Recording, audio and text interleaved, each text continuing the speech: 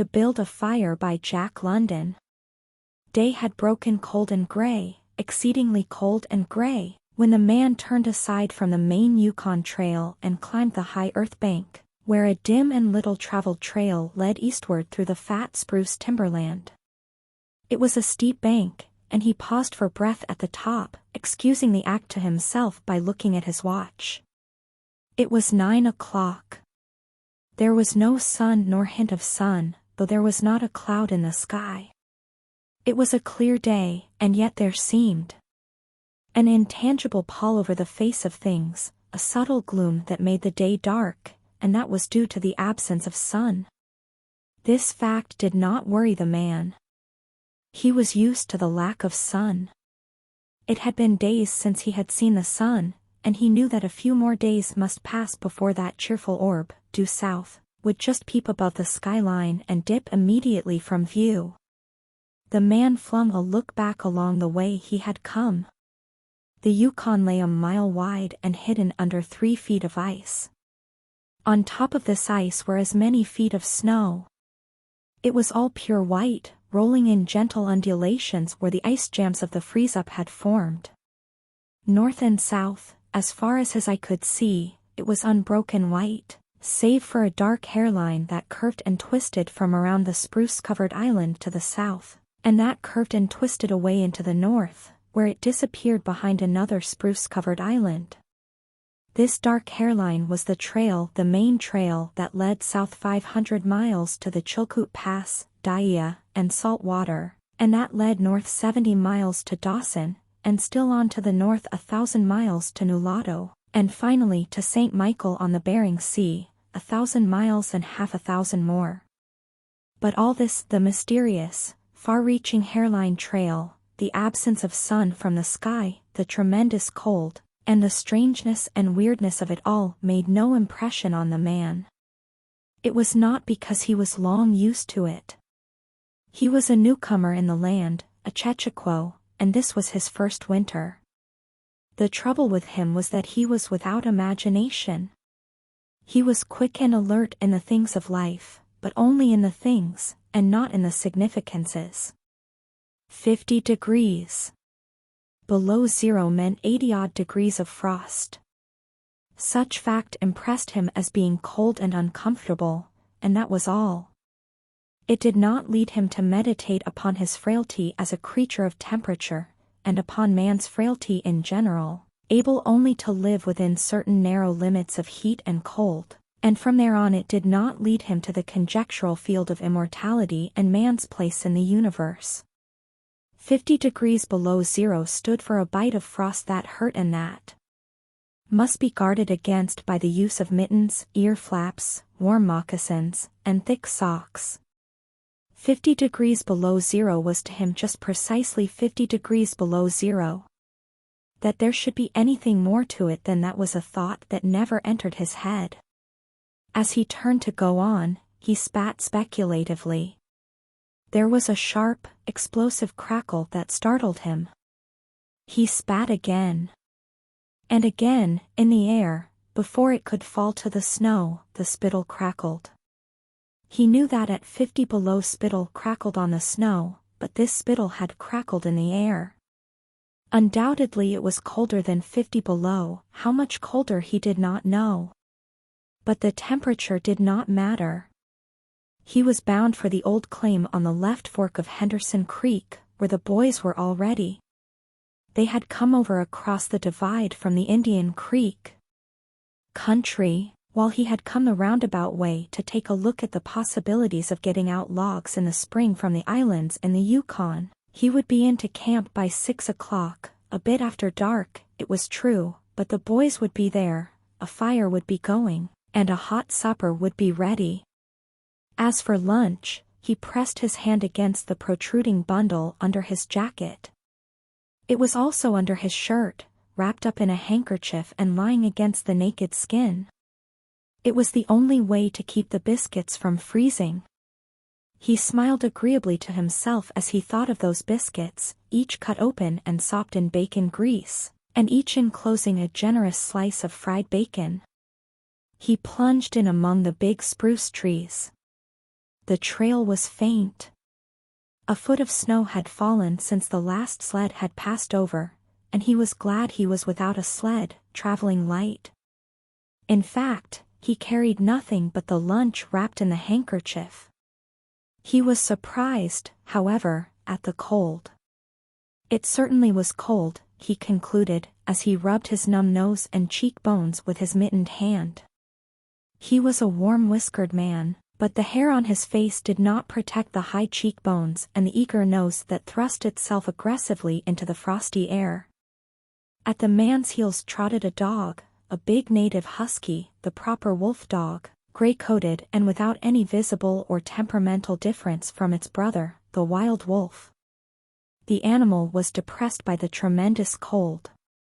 It knew that it was no time for traveling. Its instinct told it a truer tale than was told to the man by the man's judgment. In reality, it was not merely colder than 50 below zero, it was colder than 60 below, than 70 below. It was 75 below zero. Since the freezing point is 32 above zero, it meant that 107 degrees of frost obtained. The dog did not know anything about thermometers. Possibly in its brain there was no sharp consciousness of a condition of very cold such as was in the man's brain. But the brute had its instinct. It experienced a vague but menacing apprehension that subdued it and made it slink along at the man's heels, and that made it question eagerly every unwanted movement of the man as if expecting him to go into camp or to seek shelter somewhere, and build a fire. The dog had learned fire, and it wanted fire, or else to burrow under the snow and cuddle its warmth away from the air. The frozen moisture of its breathing had settled on its fur in a fine powder of frost, and especially were its jowls, muzzle, and eyelashes whitened by its crystalled breath. The man's red beard and mustache were likewise frosted, but more solidly, the deposit taking the form of ice and increasing with every warm, moist breath he exhaled. Also, the man was chewing tobacco, and the muzzle of ice held his lips so rigidly that he was unable to clear his chin when he expelled the juice. The result was that a crystal beard of the color and solidity of amber was increasing its length on his chin. If he fell down it would shatter itself, like glass, into brittle fragments. But he did not mind the appendage. It was the penalty all tobacco chewers paid in that country, and he had been out before in 2 cold snaps. They had not been so cold as this, he knew, but by the spirit thermometer at 60 mile he knew they had been registered at 50 below and at 55. He held on through the level stretch of woods for several miles, crossed a wide flat of niggerheads, and dropped down a bank to the frozen bed of a small stream. This was Henderson Creek, and he knew he was 10 miles from the Forks. He looked at his watch. It was 10 o'clock. He was making 4 miles an hour, and he calculated that he would arrive at the Forks at 12:30. He decided to celebrate that event by eating his lunch there. The dog dropped in again at his heels, with a tail drooping discouragement as the man swung along the creek bed. The furrow of the old sled trail was plainly visible, but a dozen inches of snow covered the marks of the last runners. In a month no man had come up or down that silent creek. The man held steadily on. He was not much given to thinking, and just then particularly he had nothing to think about save that he would eat lunch at the Forks and that at 6 o'clock, he would be in camp with the boys. There was nobody to talk to, and, had there been, speech would have been impossible because of the ice muzzle on his mouth. So he continued monotonously to chew tobacco and to increase the length of his amber beard. Once in a while the thought reiterated itself that it was very cold and that he had never experienced such cold. As he walked along he rubbed his cheekbones and nose with the back of his mittened hand. He did this automatically, now and again changing hands. But rub as he would, the instant he stopped his cheekbones went numb, and the following instant the end of his nose went numb. He was sure to frost his cheeks, he knew that, and experienced a pang of regret that he had not devised a nose strap of the sort Bud wore in cold snaps. Such a strap passed across the cheeks, as well, and saved them. But it didn't matter much, after all. What were frosted cheeks? A bit painful, that was all. They were never serious. Empty as the man's mind was of thoughts, he was keenly observant, and he noticed the changes in the creek, the curves and bends and timber jams, and always he sharply noted where he placed his feet. Once, coming around a bend, he shied abruptly, like a startled horse, curved away from the place where he had been walking, and retreated several paces back along the trail. The creek, he knew, was frozen clear to the bottom. No creek could contain water in that Arctic winter, but he knew also that there were springs that bubbled out from the hillsides and ran along under the snow and on top the ice of the creek. He knew that the coldest snaps never froze these springs, and he knew likewise their danger. They were traps. They hid pools of water under the snow that might be 3 inches deep or 3 feet. Sometimes a skin of ice half an inch thick covered them, and in turn was covered by the snow. Sometimes there were alternate layers of water and ice skin, so that when one broke through he kept on breaking through for a while, sometimes wetting himself to the waist. That was why he had shied in such panic. He had felt the give under his feet and heard the crackle of a snow-hidden ice skin. And to get his feet wet in such a temperature meant trouble and danger. At the very least it meant delay, for he would be forced to stop and build a fire, and under its protection to bare his feet while he dried his socks and moccasins. He stood and studied the creek bed and its banks, and decided that the flow of water came from the right. He reflected a while, rubbing his nose and cheeks, then skirted to the left, stepping gingerly and testing the footing for each step. Once clear of the danger, he took a fresh chew of tobacco and swung along at his 4-mile gait. In the course of the next 2 hours he came upon several similar traps. Usually the snow above the hidden pools had a sunken, candied appearance that advertised the danger. Once again, however, he had a close call, and once, suspecting danger, he compelled the dog to go on in front.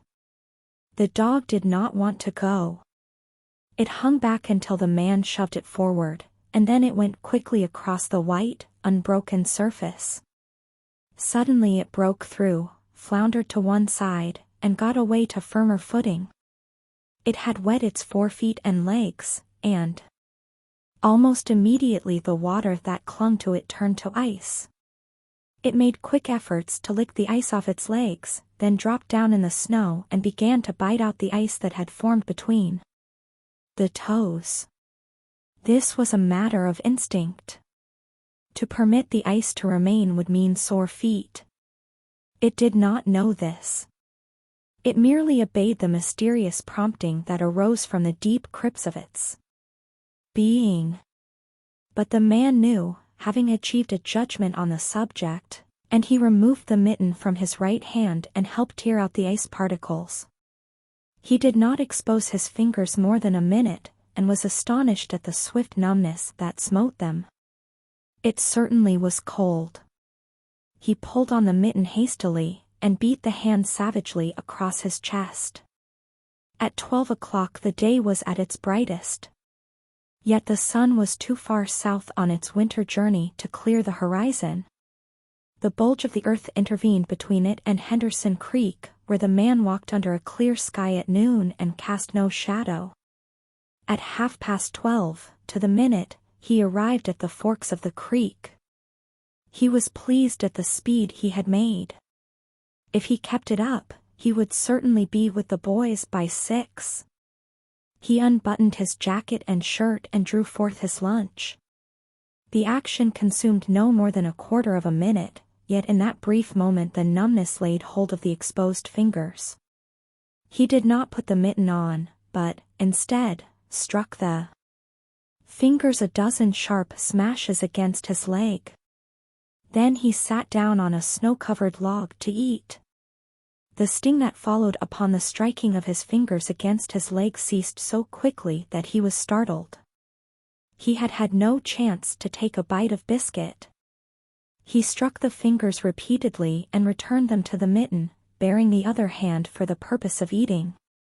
He tried to take a mouthful, but the ice muzzle prevented. He had forgotten to build a fire and thaw out. He chuckled at his foolishness, and as he chuckled he noted the numbness creeping into the exposed fingers. Also, he noted that the stinging which had first come to his toes when he sat down was already passing away. He wondered whether the toes were warm or numb. He moved them inside the moccasins and decided that they were numb. He pulled the mitten on hurriedly and stood up. He was a bit frightened. He stamped up and down until the stinging returned into the feet. It certainly was cold, was his thought. That man from Sulphur Creek had spoken the truth when telling how cold it sometimes got in the country. And he had laughed at him at the time. That showed one must not be too sure of things. There was no mistake about it, it was cold. He strode up and down, stamping his feet and threshing his arms, until reassured by the returning warmth. Then he got out matches and proceeded to make a fire. From the undergrowth, where high water of the previous spring had lodged a supply of seasoned twigs, he got his firewood. Working carefully from a small beginning, he soon had a roaring fire, over which he thawed the ice from his face and in the protection of which he ate his biscuits. For the moment the cold of space was outwitted.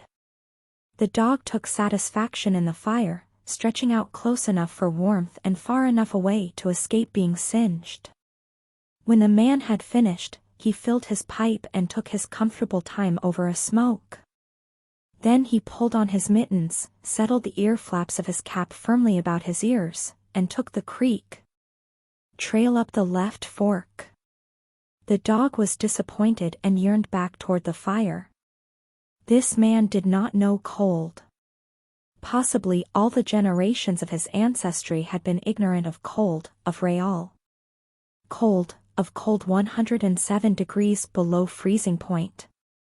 But the dog knew, all its ancestry knew, and it had inherited the knowledge. And it knew that it was not good to walk abroad in such fearful cold. It was the time to lie snug in a hole in the snow, and wait for a curtain of cloud to be drawn across the face of outer space whence this cold came. On the other hand, there was no keen intimacy between the dog and the man. The one was the toil slave of the other, and the only caresses it had ever received were the caresses of the whiplash and of harsh and menacing throat sounds that threatened the whiplash, so the dog made no effort to communicate its apprehension to the man. It was not concerned in the welfare of the man, it was for its own sake that it yearned back toward the fire. But the man whistled, and spoke to it with the sound of whiplashes, and the dog swung in at the man's heels and followed after. The man took a chew of tobacco and proceeded to start a new amber beard.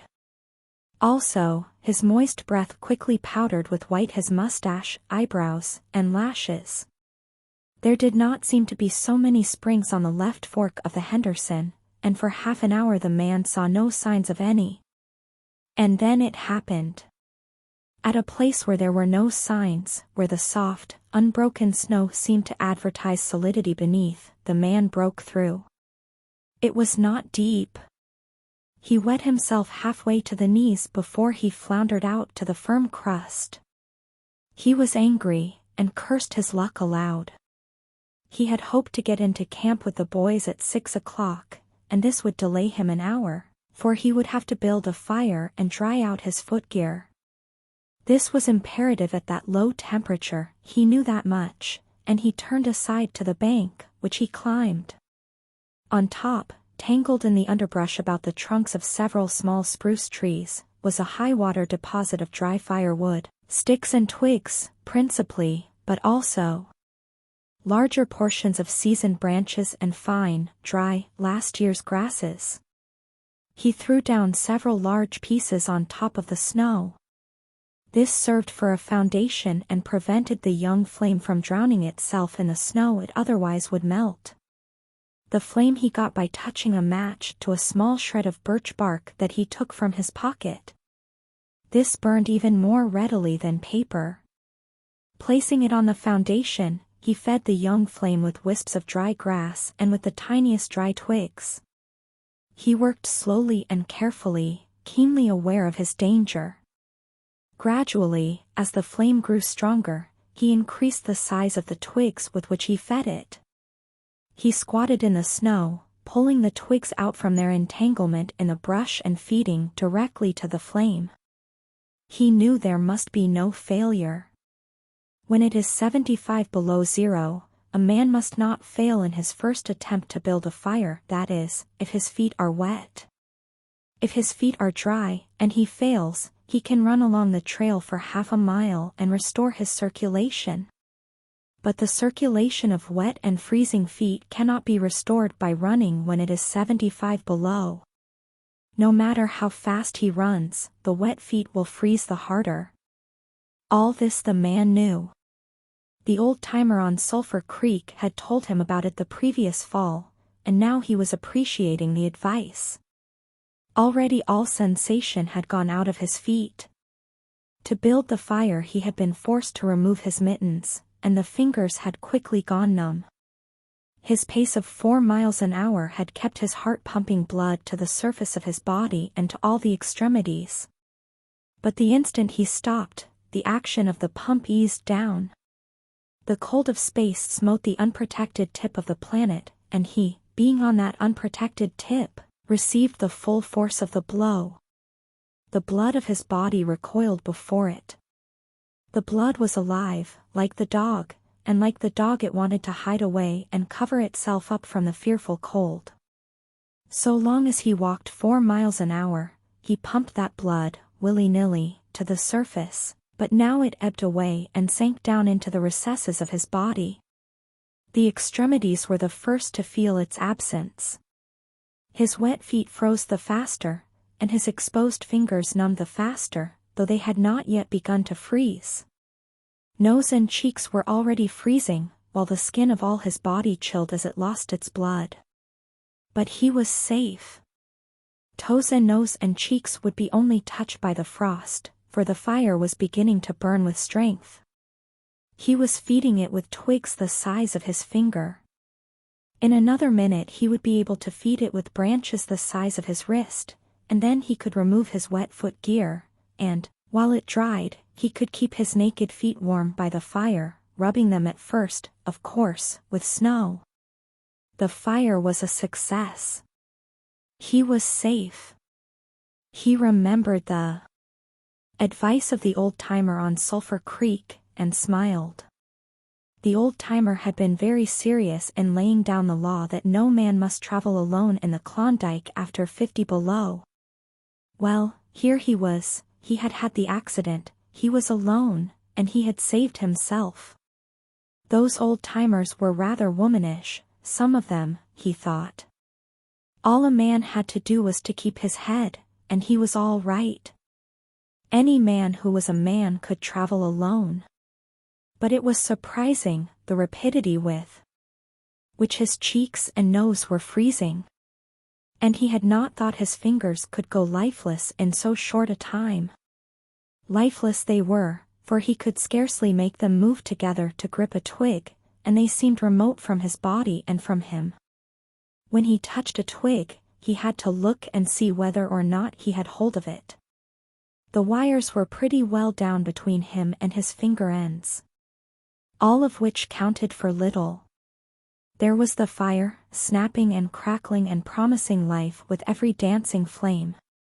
He started to untie his moccasins. They were coated with ice, the thick German socks were like sheaths of iron halfway to the knees, and the moccasin strings were like rods of steel all twisted and knotted as by some conflagration. For a moment he tugged with his numb fingers, then, realizing the folly of it, he drew his sheath knife. But before he could cut the strings, it happened. It was his own fault, or, rather, his mistake. He should not have built the fire under the spruce tree. He should have built it in the open. But it had been easier to pull the twigs from the brush and drop them directly on the fire. Now the tree under which he had done this carried a weight of snow on its boughs. No wind had blown for weeks, and each bough was fully freighted. Each time he had pulled a twig he had communicated a slight agitation to the tree, an imperceptible agitation, so far as he was concerned, but an agitation sufficient to bring about the disaster. High up in the tree one bough capsized its load of snow. This fell on the boughs beneath, capsizing them. This process continued, spreading out and involving the whole tree. It grew like an avalanche, and it descended without warning upon the man and the fire was blotted out. Where it had burned was a mantle of fresh and disordered snow. The man was shocked. It was as though he had just heard his own sentence of death. For a moment he sat and stared at the spot where the fire had been. Then he grew very calm. Perhaps the old-timer on Sulphur Creek was right. If he had only had a trailmate he would have been in no danger now. The trailmate could have built the fire. Well, it was up to him to build the fire over again, and this second time there must be no failure. Even if he succeeded, he would most likely lose some toes. His feet must be badly frozen by now, and there would be some time before the second fire was ready. Such were his thoughts, but he did not sit and think them. He was busy all the time they were passing through his mind. He made a new foundation for a fire, this time in the open, where no treacherous tree could blot it out. Next, he gathered dry grasses and tiny twigs from the highwater flotsam. He could not bring his fingers together to pull them out, but he was able to gather them by the handful. In this way he got many rotten twigs and bits of green moss that were undesirable, but it was the best he could do. He worked methodically, even collecting an armful of the larger branches to be used later when the fire gathered strength. And all the while the dog sat and watched him, a certain yearning wistfulness in its eyes, for it looked upon him as the fire provider, and the fire was slow in coming. When all was ready, the man reached in his pocket for a second piece of birch bark. He knew the bark was there, and, though he could not feel it with his fingers, he could hear its crisp rustling as he fumbled for it. Try as he would, he could not clutch hold of it. And all the time, in his consciousness, was the knowledge that each instant his feet were freezing. This thought tended to put him in a panic, but he fought against it and kept calm. He pulled on his mittens with his teeth, and threshed his arms back and forth, beating his hands with all his might against his sides. He did this sitting down, and he stood up to do it, and all the while the dog sat in the snow, its wolf brush of a tail curled around warmly over its 4 feet, its sharp wolf ears pricked forward intently as it watched the man. And the man, as he beat and threshed with his arms and hands, felt a great surge of envy as he regarded the creature that was warm and secure in its natural covering. After a time he was aware of the first faraway signals of sensation in his beaten fingers. The faint tingling grew stronger till it evolved into a stinging ache that was excruciating, but which the man hailed with satisfaction. He stripped the mitten from his right hand and fetched forth the birch bark. The exposed fingers were quickly going numb again. Next he brought out his bunch of sulphur matches. But the tremendous cold had already driven the life out of his fingers. In his effort to separate one match from the others, the whole bunch fell in the snow. He tried to pick it out of the snow, but failed. The dead fingers could neither touch nor clutch. He was very careful. He drove the thought of his freezing feet, and nose, and cheeks, out of his mind, devoting his whole soul to the matches. He watched, using the sense of vision in place of that of touch, and when he saw his fingers on each side the bunch, he closed them, that is, he willed to close them, for the wires were down, and the fingers did not obey. He pulled the mitten on the right hand, and beat it fiercely against his knee. Then, with both mittened hands, he scooped the bunch of matches, along with much snow, into his lap. Yet he was no better off. After some manipulation he managed to get the bunch between the heels of his mittened hands. In this fashion he carried it to his mouth. The ice crackled and snapped when by a violent effort he opened his mouth. He drew the lower jaw in, curled the upper lip out of the way, and scraped the bunch with his upper teeth in order to separate a match. He succeeded in getting one, which he dropped on his lap. He was no better off. He could not pick it up. Then he devised a way. He picked it up in his teeth and scratched it on his leg. 20 times he scratched before he succeeded in lighting it. As it flamed he held it with his teeth to the birch bark. But the burning brimstone went up his nostrils and into his lungs, causing him to cough spasmodically. The match fell into the snow and went out.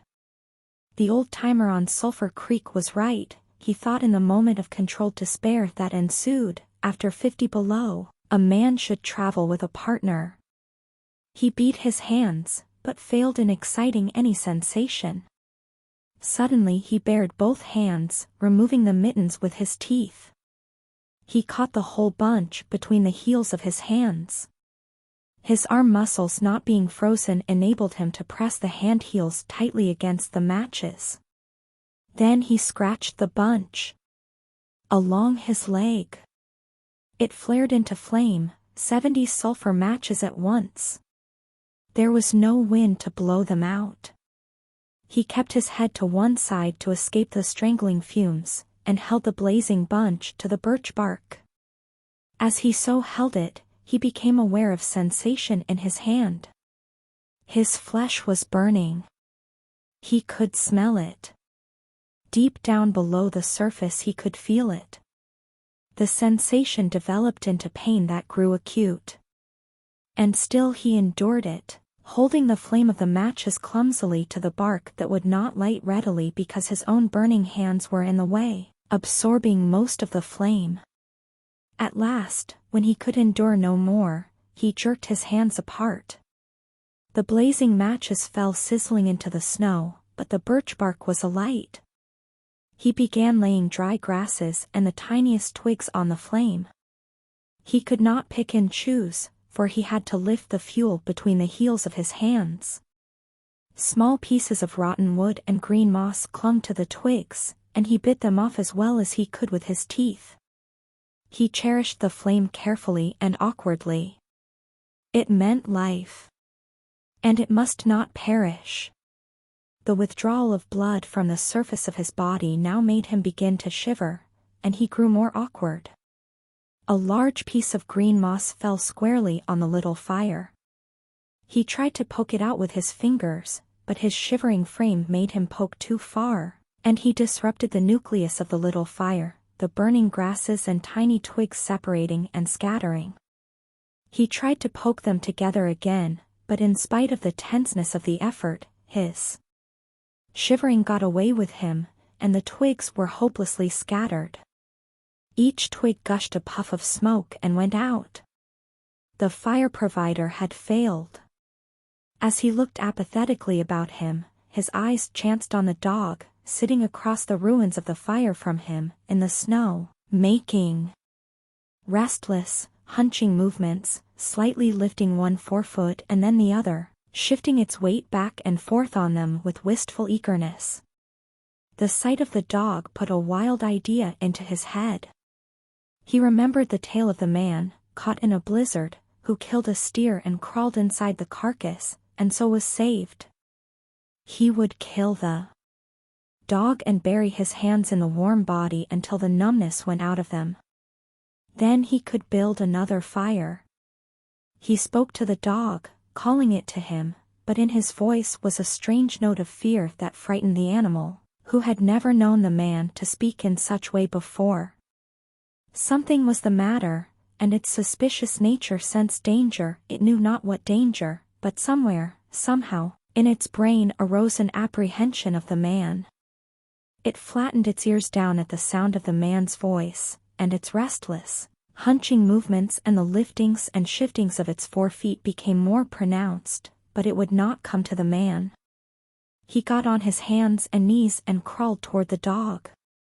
This unusual posture again excited suspicion, and the animal sidled mincingly away. The man sat up in the snow for a moment and struggled for calmness. Then he pulled on his mittens, by means of his teeth, and got upon his feet. He glanced down at first in order to assure himself that he was really standing up, for the absence of sensation in his feet left him unrelated to the earth. His erect position in itself started to drive the webs of suspicion from the dog's mind, and when he spoke peremptorily, with the sound of whiplashes in his voice, the dog rendered its customary allegiance and came to him. As it came within reaching distance, the man lost his control.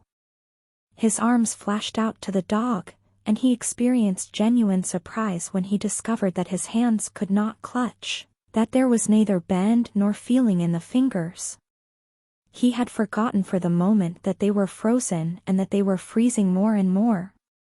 All this happened quickly, and before the animal could get away, he encircled its body with his arms. He sat down in the snow, and in this fashion held the dog, while it snarled and whined and struggled.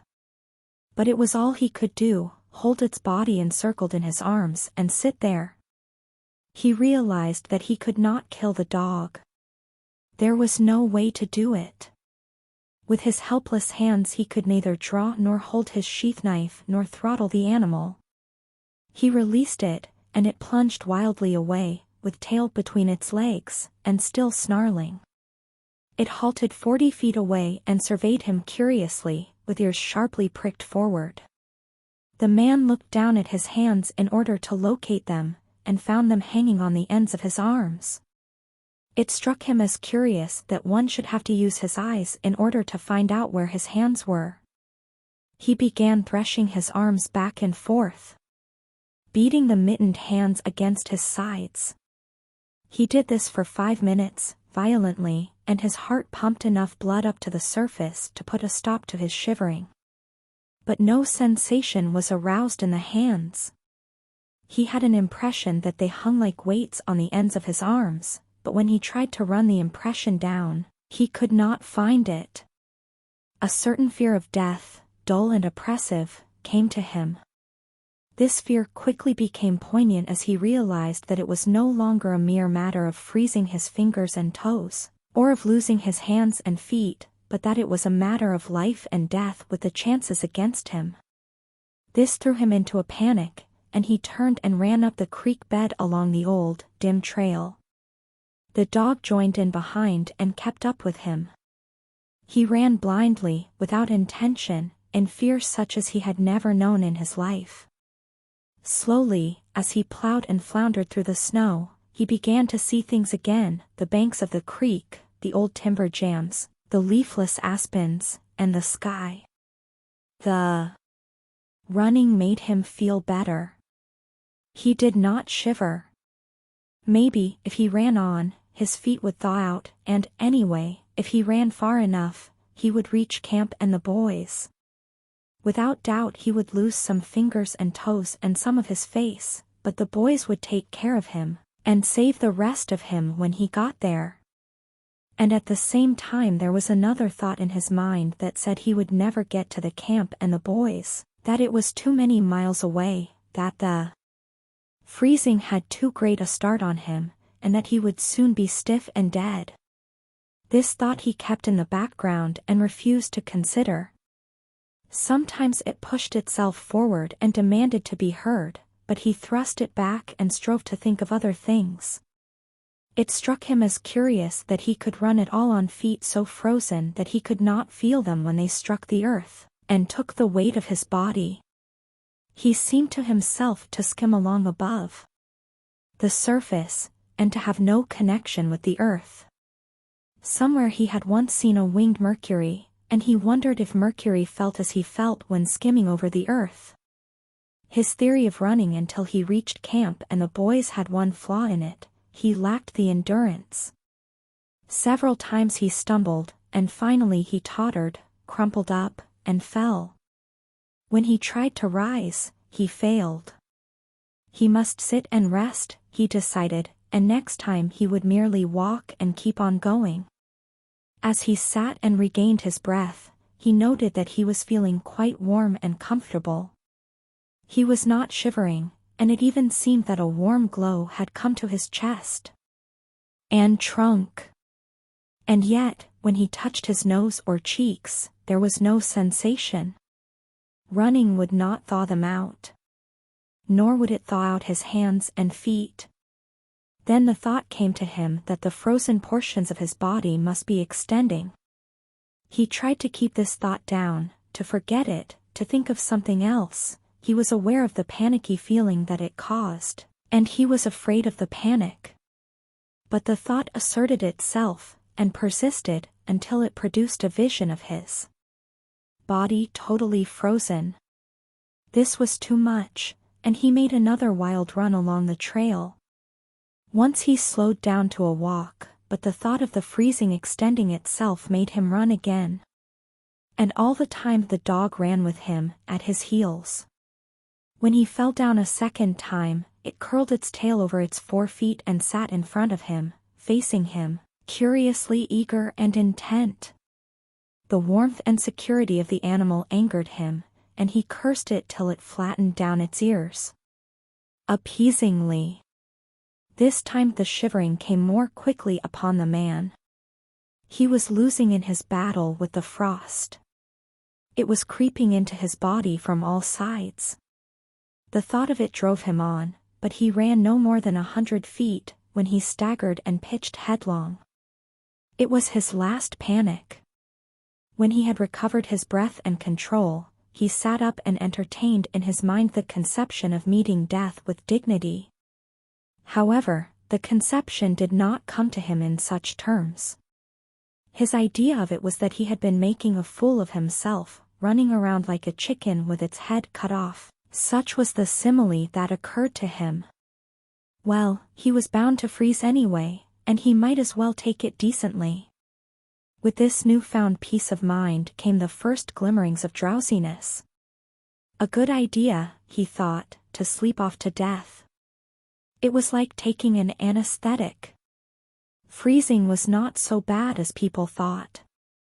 There were lots worse ways to die. He pictured the boys finding his body next day. Suddenly he found himself with them, coming along the trail and looking for himself. And, still with them, he came around a turn in the trail and found himself lying in the snow. He did not belong with himself anymore, for even then he was out of himself, standing with the boys and looking at himself in the snow. It certainly was cold, was his thought. When he got back to the States he could tell the folks what real cold was. He drifted on from this to a vision of the old-timer on Sulphur Creek. He could see him quite clearly, warm and comfortable, and smoking a pipe. "You were right, old hoss, you were right," the man mumbled to the old-timer of Sulphur Creek. Then the man drowsed off into what seemed to him the most comfortable and satisfying sleep he had ever known. The dog sat facing him and waiting. The brief day drew to a close in a long, slow twilight. There were no signs of a fire to be made, and, besides, never in the dog's experience had it known a man to sit like that in the snow and make no fire. As the twilight drew on, its eager yearning for the fire mastered it, and with a great lifting and shifting of 4 feet, it whined softly, then flattened its ears down in anticipation of being chid by the man. But the man remained silent. Later, the dog whined loudly. And still later it crept close to the man and caught the scent of death. This made the animal bristle and back away. A little longer it delayed, howling under the stars that leaped and danced and shone brightly in the cold sky. Then it turned and trotted up the trail in the direction of the camp it knew, where were the other food providers and fire providers.